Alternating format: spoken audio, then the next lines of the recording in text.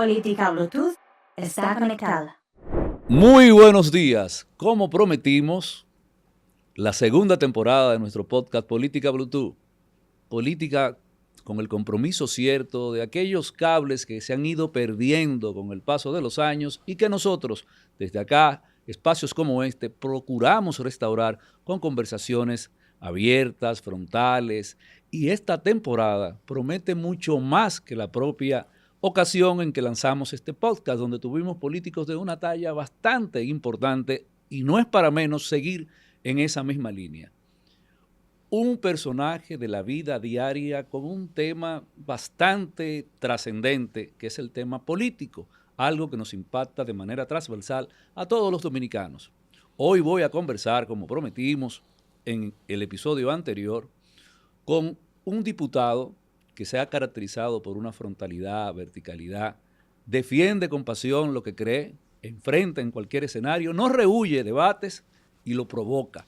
Tengo conmigo hoy quizás uno de los rostros más impactantes y que más han gravitado en lo que tiene que ver los últimos 3 o 4 años de la vida legislativa del PRM en la Cámara de Diputados, y conversaré con el diputado Eugenio Cedeño, diputado del PRM por la provincia La Romana. Bienvenido, diputado. Gracias, Ricardo. Bueno, con una introducción como esa, cualquiera se intimida. Un placer estar contigo aquí conversando. Cómo no, para mí de verdad que es un honor, Eugenio, tenerte aquí. Tengo una relación de amistad contigo y además me une esa admiración que todo aquel dominicano que cree que los problemas hay que darle al frente, abordarlos de manera objetiva, no evadir, y tú representas a tu modo, defiendes causas que la gente a veces te apoya, a veces no te apoya, sí, pero tú mantienes tu propia verticalidad y tu propio discurso, y eso es muy importante, sobre todo en tiempos como este. Sí, el hombre tiene que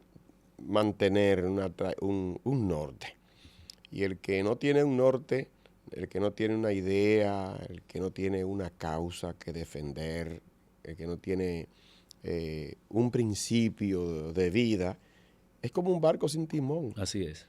Lo lleva a la brisa para donde quiera. Y nosotros tratamos de mantenernos en una trayectoria. Empecemos con el año, don Eugenio. Usted ha tenido desde finales del año pasado importantes actuaciones frente a temas que son medulares para la sociedad dominicana. Por ejemplo, con la aprobación del Código Penal, que se ha debatido tanto tiempo, y en el cual también has tomado criterio propio y has opinado de manera muy diferente a muchos diputados de tu propio partido y has mantenido una verticalidad al respecto de... ¿Tú piensas que hemos tenido avance con la aprobación de ese código en el año pasado, que tenemos algunos retos a propósito de que ya está entrando en vigencia actualmente? Sí, grandes avances. El Código Penal nuevo implica un giro hacia una legislación penal propiamente dominicana. Sí. Recuerde que tenemos un código actual vigente desde casi 200 años. Ese código lo trajo Boyer, pero antes que Boyer, ya la legislación que sí fue los códigos napoleónicos que adoptó Boyer y fueron impuestos en República Dominicana. Y como tú sacas la cuenta, 1822, pero antes de 1822, 1700 y tanto, las leyes francesas prácticamente regían en República Dominicana, fruto de la Revolución Francesa.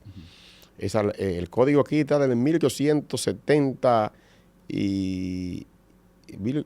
bueno, no recuerdo, pero son como 160, como 140 años. Sí. Y con pequeñas adecuaciones, la legislación penal dominicana se mantuvo durante todo ese tiempo. Pero ahora no. Con este código hay una redacción en un español completamente actualizado. Hay un abordaje a una serie de problemáticas propias de República Dominicana y una visión del derecho dominicano, propiamente dominicano, latinoamericano, con influencia española, influencia alemana, y tenemos entonces una nueva legislación que podemos decir que es el primer código penal dominicano. ¿En qué va a favorecer a la sociedad dominicana que tenía por tantas décadas ansias de ver un nuevo código penal, ¿verdad? Por el tema sobre todo de nuevas modalidades de crimen y todos los demás, pero de manera puntual, Eugenio, tú que has manejado el tema con bastante frecuencia, al ciudadano de a pie, ¿lo favorece este nuevo abordaje?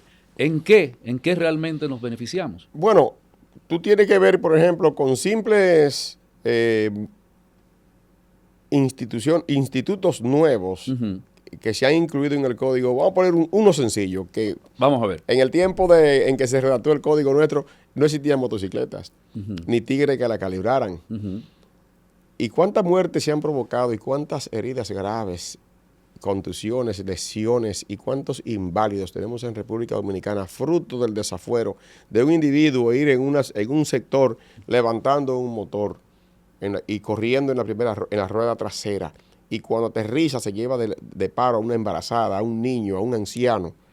¿Por qué razón tú tienes que ver tanto policía acotado en los barrios? Es precisamente para controlar esa desgracia. Y por iniciativa nuestra en el Código Penal está una sanción con prisión, que ya ahí no se calificaría como accidente de tránsito, sino como un acto criminal cuando ocurre una muerte de una persona o una herida o lesión grave fruto de esa práctica. Eso está prohibido, recogido perfectamente en el Código Penal. El Código Penal viene a apuntalar el principio constitucional de que la vida es inviolable desde la concepción hasta la muerte, y se blindó el tema del aborto. Incluso en el tema del aborto hay una novedad que también fue introducida por nosotros, que es el llamado aborto forzado, que no existía. Amplíenos eso. El aborto forzado es cuando una mujer va a un médico y el médico decide por su propia voluntad hacer el aborto sin consultarlo con ella. O puede ser el caso que efectivamente la droguen y que un marido no quiera que la mujer para, o un chulo, o un amigo, o un jefe, ¿verdad? Y mediante coacción, mire, recuerden el caso de Emily, Emily Peguero. Sí. Fue la mamá en combinación con el novio, que la llevaron a la mala a hacerle un aborto a una muchacha menor de edad, y le hicieron el aborto y le provocaron la muerte a ella. Entonces, esa práctica es condenada con penas graves como si fuera homicidio. Pena de 10 a 20 años. Y si le provocan lesiones a un feto, producto de un aborto forzado, taras, lesiones que le determinen condiciones permanentes, también entra una prisión de 10 a 20 años. En el código actual, eso no se castigaba como nada, como que hacerle eso a una mujer era nada. Usted sabe lo terrible que usted lleve a su mujer embarazada a un médico y el médico diga, por ejemplo, esta es una maldita gente que me paren. Esa mujer, el coño, tiene 5 muchachos. Sí. Sácale a ese muchacho. Uy, ¿qué saber si usted quiere tener 10 hijos? Ese es su derecho. Tiene un médico justiciero que decide ir. Bueno, como estas mujeres paren tanto, a cada una que venga aquí, métele un citoté para que aborte. No, eso es un crimen que ha sido reconocido en la nueva legislación y está contemplado ahí. El tema del derecho de los padres a corregir y disciplinar a sus hijos. Eso en la ley 2497, cuando un padre corrigió a un muchacho, cualquier cosa podía ser asimilado a violencia intrafamiliar y abuso infantil, pero tiene que haber un límite entre que lo que es abuso infantil y lo que disciplina conforme a las normas a los muchachos. Y eso nosotros peleamos ampliamente y logramos que al final en el Código Penal haya un artículo que no sancione como violencia intrafamiliar la disciplina y corrección a los hijos sujeta al alto interés del niño, sin violencia, para que no se venga. Pero otro tema que hay en el Código Penal nuevo es que la ley 2497 castigaba con prisión de 4 a 10 años y en este caso se elevó de 4 a 10 años el hecho de que el tema de las llamadas relaciones sexuales no consentidas en relación de pareja, eso estaba rodeado de una serie de subjetividades que permitían que por cualquier razón un hombre o una mujer fuera sometido a la justicia y condenado de 10 a 20 años, de 4 a 10 años de prisión. Y me explico. Por ejemplo, se pretendía que porque una persona, un hombre, o una pareja, una de las parejas, se retirara un dispositivo que impidiera el embarazo, una protección. No, la mano es el hombre, la mujer también, pues cuando además se habla del condón y piensan que únicamente retirarse el condón era un crimen. No, pero la mujer podía retirarse un dispositivo intrauterino sin avisárselo al marido. La mujer podía decir, no, tú no uses, no tienes que hacer nada porque yo voy a usar la inyección para no parir y dejar de usarla. La mujer podía decir, no, hagamos el sexo porque tengo un protector vaginal, porque hay condones femeninos también. Sí. Yo tengo un condón femenino y la mujer no tenerlo o quitárselo. Y cuando estábamos en medio de la discusión, lo enfocaban desde un punto de vista machista y sexista. De manera sesgada, querían dar a entender que era que yo defendía nada más el derecho del hombre a retirarse el condón. No, eso se quitó del código. Se quitó del código la llamada violación sexual entre parejas. Cuando una pareja, mediante sorpresa o engaño, tuviera sexo con su pareja. Y yo quiero que me lleven eso delante de un juez. ¿Y no se supone que el sexo es consentido? Sí, tiene que ser consentido. ¿Debe ser consentido? Claro. Si tú vas a contratar una prostituta por ahí, tiene que ser consentido por ella. Si tú te juntas con una mujer en la discoteca y salen juntos los dos, tiene que haber un consenso. Y aún con tu esposa, tiene que haber un consentimiento y un acuerdo para el sexo. Sí. Yo estoy completamente de acuerdo. Tú no puedes engañar a esa jovencita que está ahí para que tenga sexo contigo. Ella es tu mujer. No, tu mujer es la que no. Y si es tu mujer, ¿cómo tú le llevas al juez la querella de que tu mujer te engañó para tener sexo contigo? Dijeron esa pendeja. Sí, son temas espinosos. No, dijeron esa pendeja. Yo vine a poner la querella, magistrado, porque mi marido me sorprendió y me engañó para tener el sexo conmigo. ¿Y cómo te engañó? ¿Cuál fue el engaño? Me dijo, mete el dedo ahí que la cotica no está ahí. Así que le va a decir. Entonces, esos disparates que quieren meterse en el lecho de la pareja y crear huecos, requisios y puertas por donde los cuales pudiera meterse una querella maliciosa y mala fe en contra de la pareja, se quitaron. Porque si usted vive con un hombre y usted tiene que engañarlo para tener el sexo con él todo el tiempo, deje esa vaina y busque un marido que la desee y que la quiera. Y que usted no tenga que estar recurriendo a engaño. Si usted tiene un marido y cada vez que usted quiere tener sexo con su marido, tiene que recurrir con él a sorprenderlo. ¿Qué es sorprenderlo? Sorprenderlo y engaño es lo mismo prácticamente, ¿verdad? Es hacerlo sin que él se dé cuenta o sin que él se dé cuenta que ya usted está haciendo sexo con él.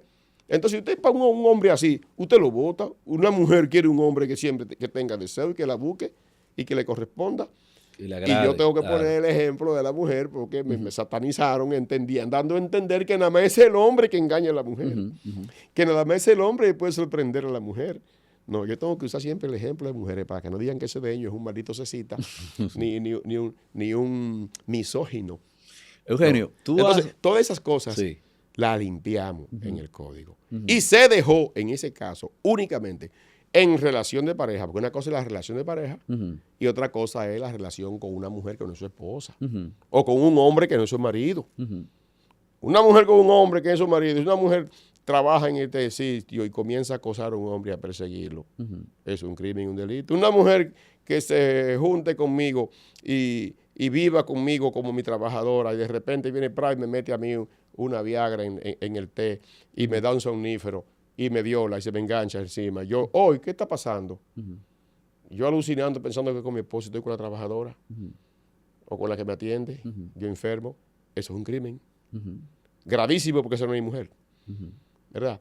Pero si se da el caso, digo yo, si se da el caso, que yo tengo a mi esposa y caigo de repente con Alzheimer, me quedo medio loquito. Y mi esposa, en vez de irse con Ricardo Fortuna, que es un hombre elegante y hermoso, no, decide quedarse con su viejito cuidándolo. Sí. Y me da mi medicina, y me baña, y me da mi comida, y me recuerda que hoy es martes. Hoy es martes, hoy no es lunes, dice, viejo. Y me levanta por la mañana. Y también se me engancha y me hace el amor. Aunque yo no me dé cuenta. Yo le voy a poner una querella ahora para meterle 10 años de prisión a esa mujer. Claro. tiene que aparecer un hijo mío que diga, mire, esa mujer del diablo es una perversa, está viviendo con mi papá, está viendo enfermo. estando él medio enfermo. Ah, pero tiene que ver que también me alimenta y me cuida y me cocina y me cuida y no me dejó por otro tigre y se quedó conmigo, la que me da calor y me da cariño y me da afecto, me da los afectos que no me dan los hijos míos. Entonces esa mujer ahora yo voy a permitir que un hijo mío pueda poner una querella y metérmele de 4 o 10 años y quitármela del lado. Son las cositas. Son temas humanos. Son los temas humanos que tienen que ver qué es lo que se esconde detrás de una disposición que permitiera eso. ¿Sabe qué se escondía? Maldad, disolución de la familia, abandono de la pareja, perversidades únicamente. Entonces tú tienes que cerrar ese tipo de ventana. Y en la ley se dejó únicamente cuando en una relación de pareja se castigará el exceso.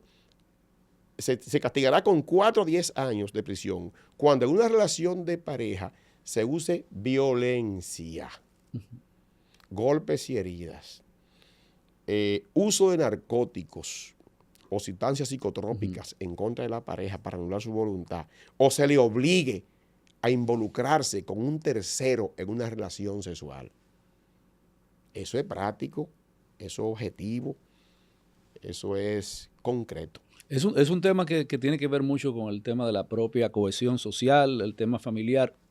¿Cómo tú juzgas a rasgos grandes lo que el código como tal hoy significa? ¿Avances ciertos? ¿Tendremos que tener algunas revisiones periódicas de...? Tiene que haber revisiones, tendrá que haber adecuaciones, pero los avances son buenos. Por ejemplo, mira, el tema del bullying no estaba contemplado. Y está contemplado el tema del bullying. ¿Sabe cuánta gente termina suicidándose? Y eso no estaba registrado en el código. El tema del acoso fue definido de una manera clara y transparente para evitar que la sociedad dominicana caiga en el vicio que tienen, por ejemplo, en España y en Estados Unidos, que tú no puedes ni siquiera mirar a un hombre o a una mujer. Si lo miraste 3 veces, 2 veces en un tren, te pueden poner una querella. Usted me está acosando. Mira, esta muchacha la visto como 4 veces, la haya sorprendido mirándome a mí.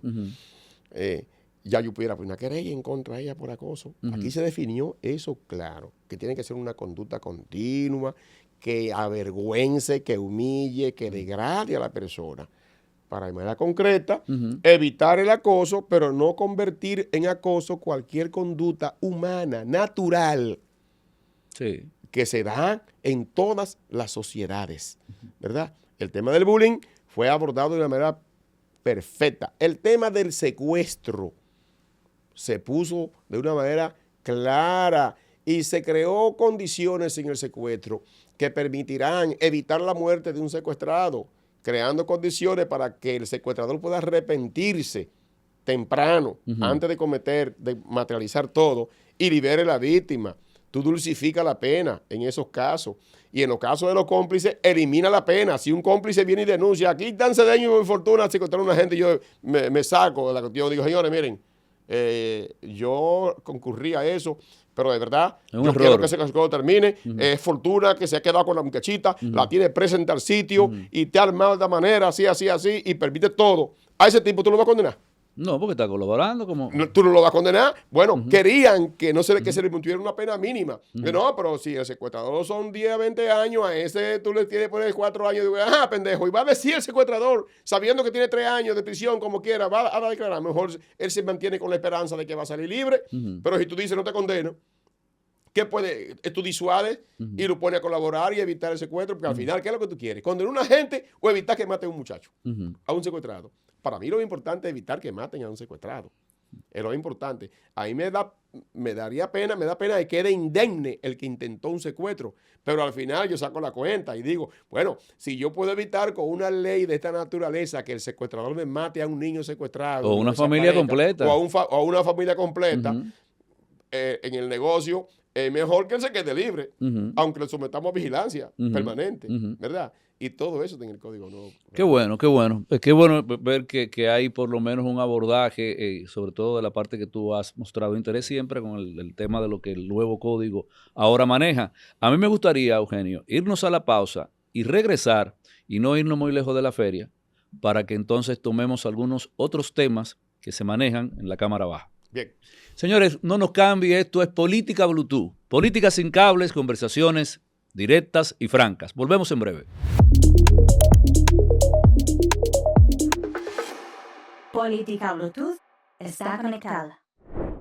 De vuelta acá, esto es Política Bluetooth, Ricardo Fortuna, en esta segunda temporada, un inicio bastante alto como tiene que ser, con un entrevistado que como ustedes lo podrán ver en todo lo que es el transcurso del programa, hay muchos temas que compartir con él. Eugenio Cedeña, de vuelta acá, esto es Política Bluetooth. Eugenio, ¿cuál es el ambiente en la Cámara Baja, por ejemplo?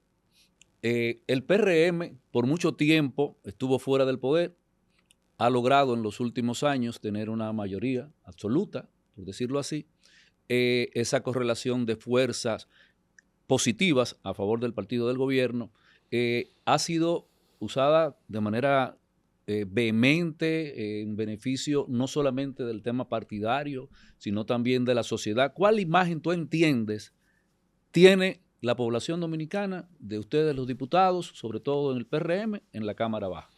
Mira, nadie puede hacerse ilusión de que los congresos, de que ningún congreso del mundo tenga una buena imagen. Uh-huh. La imagen de los congresos en la mayoría de las democracias siempre ocupan un lugar medianamente bajo. Sí. Y muy pocas veces tienen una alta valoración. Una valoración que yo diría que del 1 al 100, al 10, los congresos en promedio tienen una valoración de un 50 y de un 40. Un 4 de 10 y un 5 de 10. Se dan casos que un congreso tiene una alta valoración de 7 de 10 y de 8, todo depende. Y pues manejan intereses. Sí, porque es el tema, que el Congreso es choque de ideas y afectación de intereses. Y cada vez que el Congreso tiene una ley, afecta a un grupo. Sí. Y beneficia a otro. ¿Qué resulta? Los afectados, cada uno, son 10 afectados, cada uno tiene un altoparlante en la mano. Y los 90 beneficiados de la ley no tienen altoparlante, no hablan. Se quedan callados porque ellos se lo merecen. Sí. Está correcto lo que se hizo. Y al que hace lo correcto, desde la administración pública no hay que aplaudirlo. Al que hay que fustigar el que hace lo que yo entiendo que está incorrecto. Entonces, esas 10 voces se escuchan en el país entero. Y eso es así. El Congreso Dominicano es un Congreso medianamente bueno. Medianamente bueno. Y hacemos un trabajo que no recibe valoración prácticamente de la gente por una falla estructural que tiene el Congreso, que no se dedica a hablar prácticamente de lo bueno que tiene. Lo hace muy poco, muy tímidamente. Y los medios de comunicación no se nutren de las cosas buenas. Las malas noticias son las que más venden. En el Congreso se aprobó, por ejemplo, antes de ayer, una ley que permite... Ayer se aprobó una ley que va a permitir que se paguen alrededor de 2.000 millones de pesos en deudas que hay de obras en ejecución, obras ejecutadas y obras que han sido paralizadas por falta de recursos. Y crearon unas deudas interminables y han llevado a la quiebra a cientos de ingenieros. Pero esa noticia, que es una noticia buena, claro, que permitirá retomar obras y continuarlas y acabarlas, esa noticia no se vende, no vende. Ahora, ¿qué vendió en el Congreso mucho?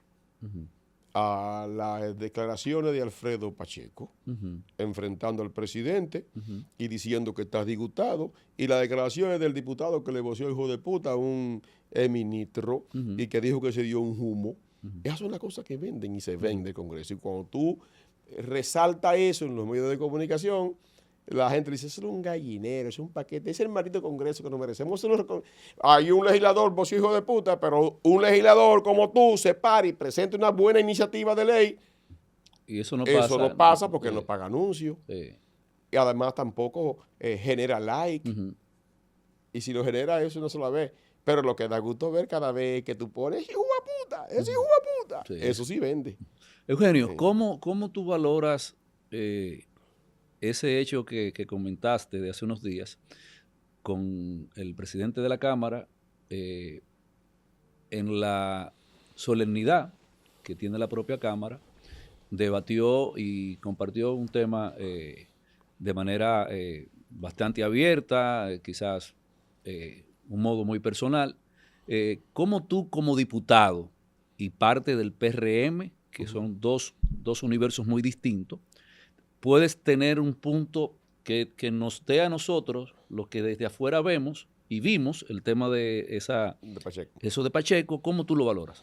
Bueno, desde el punto de vista del fin, del móvil aparente, que es la defensa de los militantes del partido y de la recriminación a la expulsión y extrañamiento de compañeros que están trabajando en la administración pública, es correcto.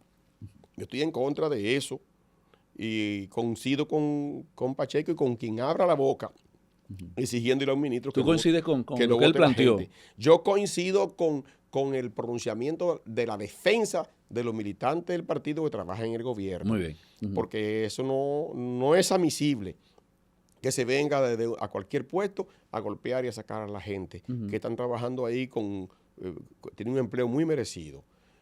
Lo que yo deploro es la forma y el trasfondo que no se ve en eso. Primero, si yo soy el que tiene el micrófono, el botón de apagar micrófono, cuando él habló, si soy yo, le digo, está fuera de orden, este no es el lugar, váyase a hablar eso para su partido, váyase a hablar eso para el Consejo de Gobierno, por aquí en la Cámara de Diputados, no, le apagó el micrófono, porque no debía hablar eso en la Cámara de Diputados como presidente de la Cámara, ni tiene que abordarlo ahí. Él tenía que abordar eso al otro día en el Consejo de Gobierno donde él participó. Ahí sí tenía que hablar. Porque ahí estaba la persona a la cual él aludía que estaba cometiendo los abusos en contra de los compañeros. Y ahí estaba el jefe de la administración pública, que es el presidente de la República, que podía escucharle para corregir la situación. Ahí está el presidente del partido al que él pertenece, que desde el punto de vista político tenía que asumir la posición de él de defender a los militantes del partido, y la secretaria general del partido también estaba ahí. Entonces, desafinó, porque si usted es miembro de la orquesta... Pacheco desafinó. Sí, usted es miembro de la orquesta y la orquesta está tocando un merengue o un vals, y de repente usted coge con el trombón un ritmo de merengue o de saxofón, usted está desafinando, porque usted es parte de la orquesta. Espere el ritmo de la orquesta en el Palacio Nacional al otro día. Eso ocurre, o sea, ahí se hablaba. Y después en la comisión ejecutiva del partido, si ahí no le era suficiente. Entonces, yo entiendo que él hizo eso dentro del marco de unas aspiraciones políticas internas que tiene, y fue una forma de ganar like con los compañeros, ¿verdad? Y ganar cercanía con los compañeros, pero eso no era necesario hacerlo ahí, porque le hace daño al partido, le hace daño al gobierno del cual usted parte, corroe el posicionamiento del gobierno, y además usted cuestionando al presidente de la República en ese estamento, de poder a poder, poder legislativo cuestionando al ejecutivo, que es el líder del partido suyo y el que lo tiene ahí durante 6 años como presidente, porque aquí nadie le quepa duda que Pacheco es presidente, porque el presidente de la República lo tiene ahí, porque lo tiene ahí, porque el presidente de la República y el partido que deciden quién va a ser el diputado que nosotros tenemos que apoyar para que sea presidente. Y de 140 y tantos diputados tiene el PRM, hay 15 o 20 que pueden ser presidentes de la Cámara de Diputados. Y usted es un dichoso que el presidente lo pone ahí. ¿Por qué usted pone a cuestionar al presidente desde su puesto que él mismo le ha dado? Y a revelar incluso conversaciones privadas y particulares que ha tenido con el presidente en la condición de ambos. Entonces, yo entiendo que se despachó mal, no debió hacerlo ahí. ¿Cómo tú valoras la cohesión interna dentro del PRM? El PRM tiene una cohesión ahora mismo por su condición natural de un partido de reciente formación, porque un partido hasta que no cumple 20 años no se puede decir que es viejo. No. Nuestro partido apenas tiene 11 años. Apenas tiene 11 años. Con tan buena suerte y con tan buena aventura que ha ganado el poder 2 veces en tan poco tiempo. Eso es histórico. Aquí no hay un partido que haya hecho eso. Entonces, todo eso nos mantiene unidos la mística propia del partido nos mantiene unidos, pero está amenazada la cohesión interna del partido. ¿Por qué? Y esa actitud de Pacheco es fruto precisamente de una falta de gerencia que últimamente se manifiesta en el partido. Yo entiendo que, y siempre lo he dicho, presidente del partido no puede ser ministro. Eso no lo dijo el hijo Jaque en estos días. Y cuida su labor. Eso lo dije yo cuando estábamos en el proceso electoral interno anterior, que yo defendía y era propulsor de la candidatura de Eddie Olivares para presidente del partido. Yo decía, Paliza no puede ser presidente del partido y ministro de la presidencia. Porque usted, siendo presidente del partido, usted es el ministro más grande que tiene un gobierno, que hay, porque un presidente del partido es prácticamente un jefe indirecto de todos los ministros. Pero es que a veces los gobiernos le dan la espalda a los partidos. No, en este caso no. Paliza es un canchanchan del presidente de la República, y siendo presidente del partido no tiene ningún tipo de objeción, pues se junta con su presidente todo el tiempo. ¿Entiendes? Cuando hay una cohesión partido-gobierno, el presidente del partido es más jefe de cualquier ministro. Eso es así. Por eso no tiene necesidad de ser ministro. Un secretario general del partido no tiene que ser ministro, ni alcalde, ni siquiera... Bueno, puede ser diputado, y no lo digo porque yo sea diputado, porque el diputado es un legislador. No, y está en terreno. Y está en un terreno político. Sí. No hay un cargo más político que ser senador o diputado, ¿verdad? Y por lo general, muchas veces, los presidentes de los partidos están en el Congreso. Están en el Congreso. Le da una supervisión directa sobre ese estamento, una participación más directa. Pero ser ministro y administrador de fondos públicos y tener cargos de poder de esa naturaleza le distrae. Y eso ha provocado quizás un debilitamiento en el control interno del partido. Y además de ello, una amenaza que tiene el partido seria es un temor que están vendiendo al proceso electivo, a la participación electoral de los militantes. Los que están en el gobierno llegaron y llegamos por el voto popular. ¿Cómo la participación electoral? Sí, los que estamos en el gobierno y en las posiciones públicas llegamos por el voto. Porque creemos en el voto, en la democracia, ¿verdad? Sí. En Corea del Norte, ¿creen en el voto? No, es una dictadura. No, Y en Nicaragua, Ortega, ¿creen en los candidatos y en la participación electoral? Y en Cuba, donde no hay democracia, no se creen elecciones. Y en el PRM, últimamente, ese fantasma de temor a las elecciones, decir que no podemos ir a elecciones para elegir los cargos, ni regidores, ni presidentes provinciales. Los presidentes provinciales están eligiendo entre 13 gente. Entre 13. El presidente provincial de Romana se eligió entre 12. Y de los 12, el presidente actual votó por él mismo. Y el que aspiraba no pudo votar por él. Eso es grave, Eugenio. ¿Entiende? Entonces él, con 5 gente que votaron por él, el voto de él, sale presidente del partido. 6 gente, pero un presidente provincial, la autoridad máxima del partido. No, eso los estatutos establecen que tiene que ser por voto directo de la militancia. Y el partido, últimamente, están diciendo, bueno, no podemos hacer una convención abierta porque eso puede afectar al partido, porque pueden desatarse demonios, aquello que lo otro. Y qué maldito miedo a la democracia es esa. Le vamos a enseñar a los compañeros a no votar y lo vamos a tener en el padrón para que no puedan votar, únicamente para utilizarlo, para saber que existe una gente que milita, que simpatiza por el partido. Entonces han reducido al militante a un número muerto en el padrón.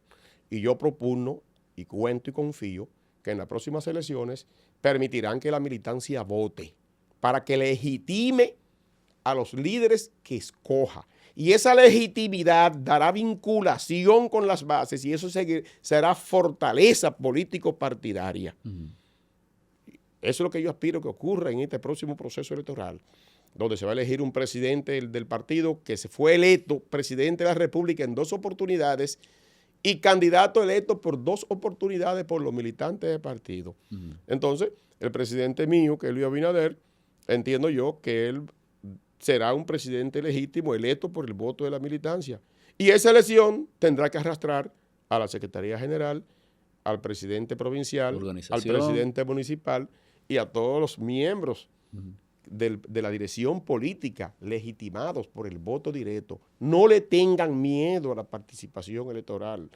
La fortaleza del PRM, la debilidad que pueda acusar como partido ahora, la va a conjurar cuando permita que la militancia vote. ¿Tú piensas que ese mismo método va o puede ser utilizado de manera propositiva, con resultados buenos, si se transfiere al tema de la elección del candidato presidencial para las elecciones del 28? Es que todos los candidatos de las elecciones del 28, desde el suplente de regidor, regidor, director de distrito, vocales, diputados, alcaldes, senadores, tienen que ser por el voto directo de los militantes. Las convenciones que siempre se hicieron en el partido. ¿Cuál es el problema de las convenciones? ¿Dónde que nacen los líos de la convención? Las tendencias. No, los líos de la convención nacen cuando la dirección política se parcializa y no permite que la militancia vote y hayan árbitros creíbles en todos los niveles. Y cuando cuenten los votos, el que ganó, ganó. Pero en el escenario presidencial, Eugenio, dado lo que uno ha venido viendo en los últimos meses, ¿entiendes tú que no bien pudiese ser más efectivo algún nivel de entendimiento para elegir un candidato, para seleccionar un candidato, más que elegir, seleccionar?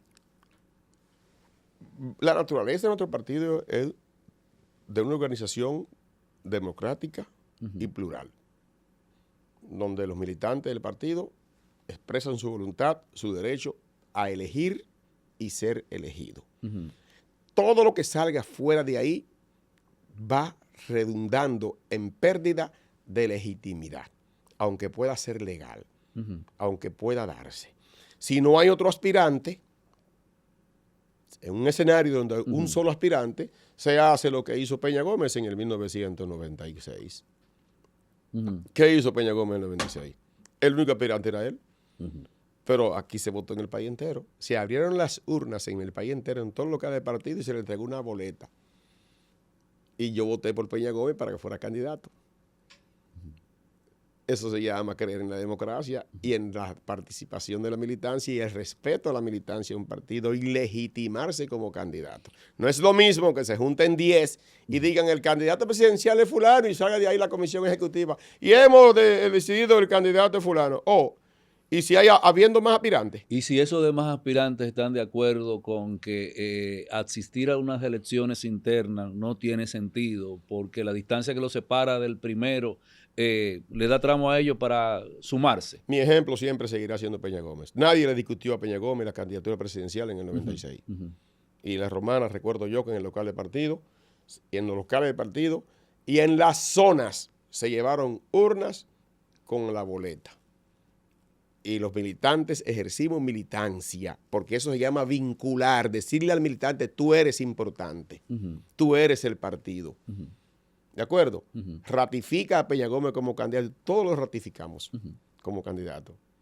En ese escenario, Eugenio, ya para no abusar de tu tiempo, ¿dónde se ve Eugenio Cedeño?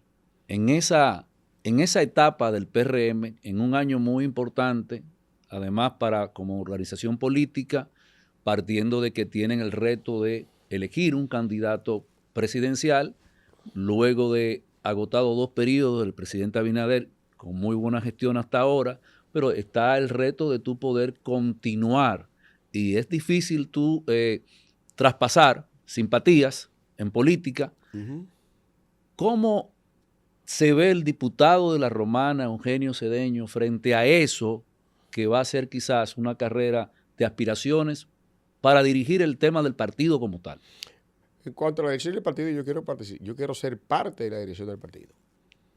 Y voy a luchar por mantener la vigencia que hasta este momento hemos tenido, por pertenecer a sus órganos de dirección, a su comité nacional, por ser un dirigente del partido que con sus ideas influya en cambios y en transformaciones. Y en ese sentido estoy evaluando la posibilidad de participar como candidato a secretario general. Estamos evaluando, estamos consultando a amigos, sosteniendo reuniones con diversos dirigentes. No, tú tienes una hoja de trabajo. Y presentando más una consulta. Yo me junto contigo, Fortuna, ¿qué tú opinas de esto? Estoy pensando aspirar, escuchar tu parecer. Y vamos tomando nota porque es una labor que la comenzamos apenas hace una semana. Sí. De hecho, tengo pendiente una reunión con Tony Peñaguaba. ¿Y cómo van esas reacciones a aquellos que tú le has planteado? Me reuní el sábado con el alcalde Domingo Batista, Domingo de Santo Domingo Este. Sí, sí. Reuní, primer alcalde, ¿verdad? Sí, ¿Fue? Sí, me reuní ya con el hermano Guido Gómez Mazara, tengo pendiente una reunión con Tony Peñaguaba, tengo pendiente una reunión con Wellington Arnaud, ¿verdad? Y así seguiré consultando a los dirigentes del partido en diferentes lugares, con los diputados, senadores, amigos. Lo he hecho con algunos ya. ¿Por qué tú aspirarías a la candidatura a la Secretaría General del partido? Porque el PRM yo creo que es un partido que nació grande, ¿verdad? Es un muchacho que nació de 14 libras, el PRM, nació criado. Producto de la división que sufrimos con el PRD, se llegó a una salida muy sabia que fue parcelar el partido entre dos grupos. Y coge uno tú y dame otro a mí. Donde tiene el presidente y yo tengo el secretario general. Eso fue inteligente en el momento para poder conciliar esos dos liderazgos. Y eso nos permitió llegar al poder en el 20. Luego en el 24 se hizo una convención. Sí. Déjame ver, yo digo perdido. No se hizo convención. Prácticamente se ratificó a Luis como candidato. Sí, por el proceso anterior. Sí, por el proceso anterior se ratificó a Luis como candidato. Y en el plano interno, aquello que fue prácticamente la primera convención se pactó, aunque se votó. Fíjense bien. Pero no en todos los lugares. No, se votó en el país entero, entero para elegir el presidente y al secretario general. Sí, Paliza es presidente y Carolina es secretaria general, fruto de unas elecciones abiertas que no provocaron ningún tipo de problema. Porque yo era delegado ante la comisión ejecutiva de Andrés Bautista, que yo apoyaba a Andrés Bautista para presidente. El primer presidente Sí, junto a Jesús Vázquez Martínez. Y Jesús Vázquez, secretario general, Sí. Recuerden eso. Sí. Y hubo una elección y Jesús Vázquez no se fue del partido cuando perdió. Y ocurrieron muchísimas vainas mal hechas. Todo lo contrario, trabajó más. Ocurrieron muchísimas vainas mal hechas con Andrés Bautista en aquella oportunidad. Y él no se fue del partido. Y luego en la segunda elección entonces le metieron el cuco a la militancia de que no se podía votar para elegir de nuevo a Paliza presidente y a Carolina. Y redujeron esa militancia de 3 millones y pico, de 2 millones y pico de votantes, la redujeron a 1.500 y pico que votaron en el polideportivo aquí, por el Estadio Olímpico. En el Ministerio de Deportes se hizo esas elecciones. En el Coliseo, ¿no? Coliseo Sí, ¿y por qué eso? Y yo me opuse en el Comité Nacional. Yo dije, ¿cómo le pedimos a esa militancia que salió en la pandemia a votar por nosotros, por el presidente de la República? Ahora, ¿cómo le decimos que no tienen derecho a elegir un presidente del partido? ¿Cómo le decimos, con qué moral le decimos a esa militancia que arriesgó la vida en la calle y que nos hizo gobierno en el 20? Y que en el 15 nos sacó hacia adelante, en el 16. ¿Cómo ahora le decimos en el 24 que no pueden elegir a un regidor y a un diputado? Y se impusieron las fatales encuestas aquellas. ¿Cómo le vamos a decir a esa gente que el día de las elecciones para elegir su presidente no va a su presidente nacional del partido no puede votar? Entonces, esa falta de legitimidad que tiene el partido en este momento, que tiene la dirigencia político-partidaria, como único se puede conjurar, eliminando de nuestro estatuto toda forma de elección de sus autoridades que no sea a través del voto directo de la militancia. Y yo creo que eso tenemos que lograrlo. Que tenemos que lograr en el partido una mayor gerencia de recursos humanos para evitar los exabruptos como lo ocurrido en la Cámara de Diputados el día pasado. De modo y manera que el partido tenga una conexión con el gobierno directa y una participación e influencia en la designación de los cargos públicos y en la defensa de los puestos de trabajo en la administración pública en favor de la militancia político-partidaria. El partido tiene que ser un agente activo en la defensa y en la gerencia del personal, de los recursos humanos del Estado Dominicano, de modo que los compañeros se sientan representados y cuidados y defendidos. ¿Entiendes? ¿Cuándo formalmente ¿pueden los partidos, en el caso del PRM, de manera interna ya declarar abierta esa campaña a la que tú entiendes te vas a los estatutos presentar? establecen, yo no recuerdo, son como 2 meses antes Ujú. de las elecciones, o 3 meses antes, que se abrirá el proceso de campaña abierta. Ujú. Tiene sus reglas, no puede... No, yo digo la interna del partido, la elección interna todavía no se ha fijado la fecha. pero en este año. La comisión tiene que fijar la fecha para el mes de junio. Ujú. Para el mes de junio tiene que... porque es que concluyen ahora, Ujú. en junio Ujú. o julio, concluye, no recuerdo exactamente, Ujú. el mandato de Paliza Sí. y de todas las autoridades nacionales concluyen. Entonces hay que elegirlo en esa fecha. Recuerden la palabra elegir, Ujú. no designar. No designación indirecta, no. Ujú. No, elección popular. Elección directa, ejercicio de militancia. Eugenio, finalmente ya, y agradeciendo tu tiempo y todo lo que has compartido con nosotros, luego de agotado ese proceso interno, en el que me imagino tú vendrás por acá a darnos ya alguna actualización, luego de esa consulta que a nivel de los sectores que tú entiendes debes de visitar para socializar con ellos, una posibilidad de tú Sí. tener una participación en esas elecciones internas en el PRM. ¿Cómo tú ves el PRM luego de ese proceso, la posibilidad de que tener un candidato fuerte que pueda entonces lograr la permanencia del PRM con estas gestiones que el presidente Abinader ha hecho?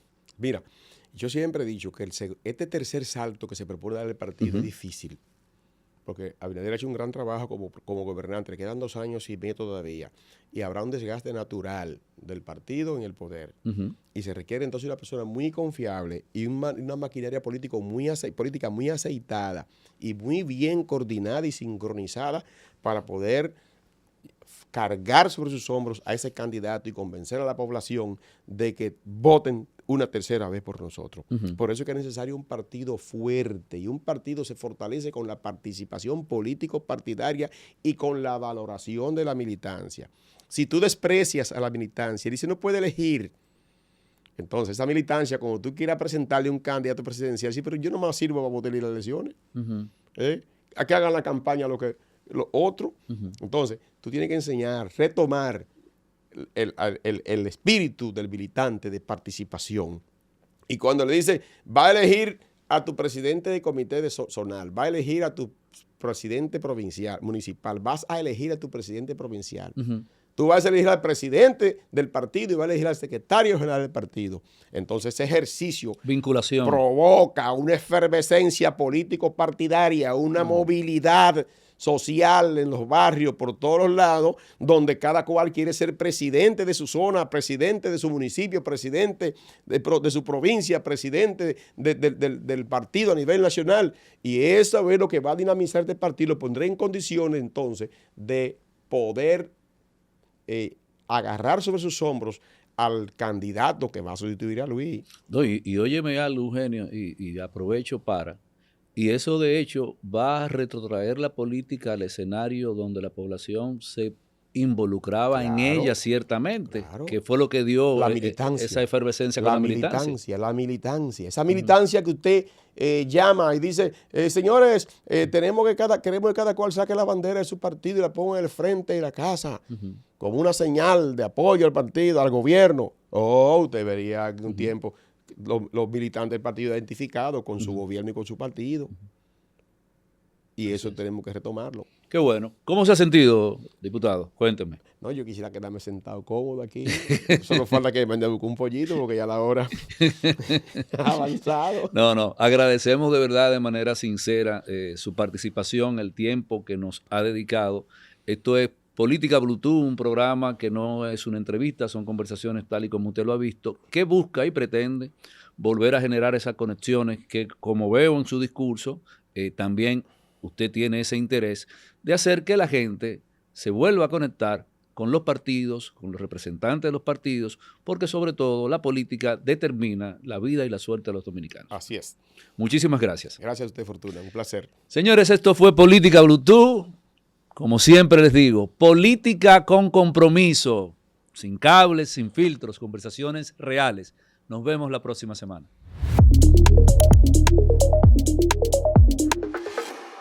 Política Bluetooth está conectada.